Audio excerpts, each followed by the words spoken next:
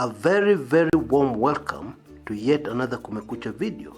Information and analysis that is very difficult to find anywhere else. I recommend that you subscribe and you hit the bell button so that you receive notifications every time I have a new video. Karibu sana and enjoy. Following my speech in Thika Stadium on the eve of the new year, there has been heated debate in the country and rising political temperatures which are coming at a very early phase of a new year. On the 4th of January 2019, I addressed a press conference in Gatundu South and clarified that my speech was directed at Kiambu County leadership and not His Excellency President Uhuru Kenyatta. I have nothing but utmost respect for President Kenyatta, with whom I have worked for a long time towards making Kenya a great nation. In that press conference, I offered my unqualified apology to the President for any hurt and misconception that my words may have created. I hereby reiterate that apology to the President and my fellow Kenyans. Despite that apology, I have continued to receive a barrage of personalized attacks from people with personal and political scores to settle with me.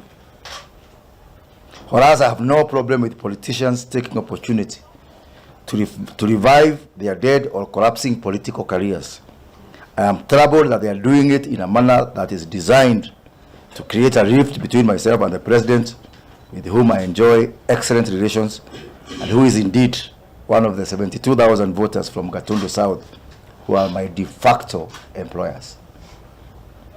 Even more ominous is a very wrong misconception that has been created that I'm opposed to the Building Bridges initiative and the handshake. I've been very consistent in supporting the BBI, and I have traversed many parts of this country, including Kakamega, Homa Bay, and Kisumu.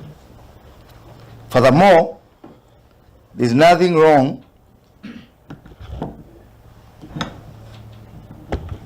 with the President launching projects in any part of this country. I have similarly sent an invitation to Honorable Raila Odinga to come to Gatundu South, to come and launch projects there in the spirit of the Building Bridges initiative within the next 2 weeks. It is surprising that those who are accusing me of wrecking the handshake have not contributed in any way to its success. I'm a beneficiary of the handshake. Since 2007, the only part of Kisumu I could venture into is Kisumu Airport. Thanks to the handshake, I can now freely walk in the streets of Kisumu. Kisumu is one of my strongholds. As a country, we are at the crossroads of a major decision we have to make: to continue being captive to the fears and divisions of the past, or to redefine our nationhood with a sense of hope and optimism. Folks, drama been drama, Arab drama. Earlier today, the member for Gatundu South, by the way, that's the president's home constituency, the member for Gatundu South, Bwana Moses Kuria, resigned. And this story did not even start today. Yesterday, Wednesday, word went round that the MP was about to resign his parliamentary seat. A press conference was even scheduled yesterday. And then at the 11th hour, the legislator cancelled the press conference. So today, when word spread that he had finally made the bold step to resign, a major local daily broke the story. Yeah, the Star broke the story. I interrupted my schedule and went to the studio and did a full video talking about the resignation and the political implications. When I came out, Hezron told me, Chris, umepoteza wakati, huyu jamaa haja resign. Yeah. So, what really happened here? Actually, this is where the drama was. Because impeccable sources have confirmed to me that Moses Kuria actually resigned. Honorable Kuria actually delivered a letter to the Speaker's office. And then something happened. He was cornered by some people. Yeah, and they had a long talk. And when he had finished his talk with these unknown people, Bwana Kuria appeared for a press conference and denied that he had resigned. Instead, he started talking about how he fully supports the Building Bridges initiative. But his body language did not match the words coming out of his mouth. Honorable Moses Kuria also told the press that his life is in danger. There are some people threatening his life. He did not name these people, but he revealed that he had reported the matter to the DCI, the Director of Criminal Investigations. Now, had Moses Kuria gone ahead with his resignation, he would have been the first legislator, MP, to ever resign in the history of Kenya. However, and this is very fascinating, he is not the first MP to resign and then to unresign, if I can put it like that. And in 1997, another legislator did exactly the same. And the name of the legislator who did that in 1997, wait for this one, was David Murathe. Yes, that David Murathe. The letter he had written to the Speaker was even revealed. Murathe's response, it was forged. I'm telling you this, Kenya. Yeah. Now, by a twist of fate, that same David Murathe is on the other end, of a vicious political battle that is unfolding in our country. Now, we have had a cabinet minister resign. His name was Kenneth Matiba.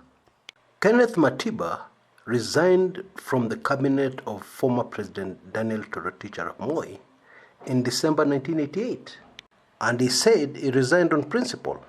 After that, he became a harsh government critic, calling for the return of multi-party democracy into Kenya. And shortly thereafter was detained without trial. And so if we're to look at the past for direction, Moses Kuria's resignation would definitely have been to position himself as a government critic, as a critic of the handshake, which is the government in power at the moment. Now, very interesting at the press conference, which is not like Moses Kuria, he read a written statement, which raised the question, in fact, this question was someone on social media, did he write the statement or did somebody write the statement for him? Which I think is a valid question. Honorable Kuria is also usually very accommodating to the press. But today, he rudely refused to repeat the highlights of his statement for the sake of the Kikuyu vernacular stations. He replied rudely, so that you can go and misquote me, you have Kikuyu translators in your newsroom. And the truth of the matter is that his body language clearly showed this is a man who was shaken. Now, before I analyze this further politically, there's some information that you need to have. There is an ongoing investigation into the disappearance of millions of shillings, hundreds of millions of shillings, in the Gatundu South CDF fund. That's the Constituency Development Fund, where MPs have a major role. This investigation was triggered by a petition filed by voters from this constituency, where they wrote to the EACC, the Ethics and Anti-Corruption Commission, the DCI, Director of Criminal Investigations, and the Auditor General, seeking to establish under what circumstances tenders worth hundreds of millions in the constituency were awarded to people who seem to be very close to the sitting MP, Bwana Kuria. Very, very interesting. And this is not a rumor. Confirmations have come from the EACC that actually they're doing an investigation on the Gatundu South CDF fund. Now everybody knows that Moses Kuria is very closely allied to the DP Ruto camp. His criticism of the president seems to be part of a well-coordinated move, a very well-coordinated political move, which is clearly the response of the DP Ruto camp to the attacks from Bwana David Murathe, where he says that he'll do everything in his power to block DP Ruto from vying for the presidency in 2022. Now, in my latest Club 1999 sensitive video, which I posted yesterday in the club, I have given a lot of information, very sensitive information, about David Murathe and his game plan and what he has in store for the DP Ruto camp, and indeed for DP Ruto himself. The only way I can describe that information is by using the word shocking. Now, it is very easy to become a member of Club 1999, and on your screens right now, you can see all the details you need to become a member right away so that you get hold of this information.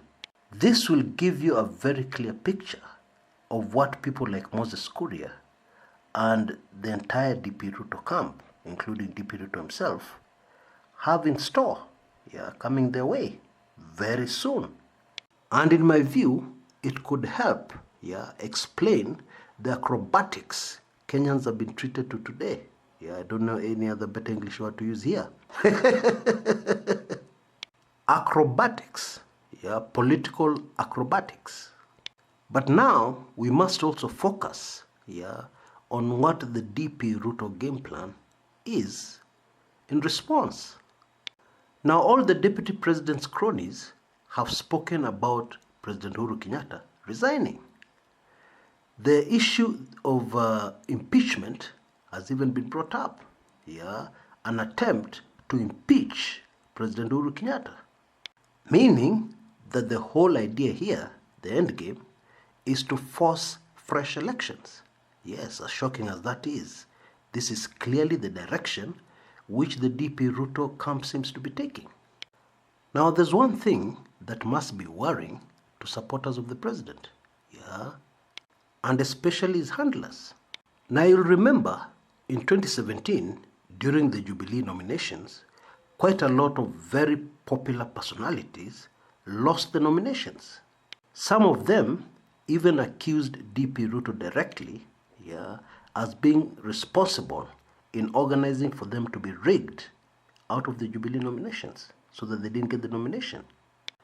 Now, it is emerging that all those who went through the Jubilee nominations, were carefully handpicked, and I'm talking about Central Province, the president's backyard, were carefully handpicked by the deputy president, meaning that the deputy president has a lot of votes within parliament which are in the bag of legislators who not only owe him a favor, but actually they owe him their positions today.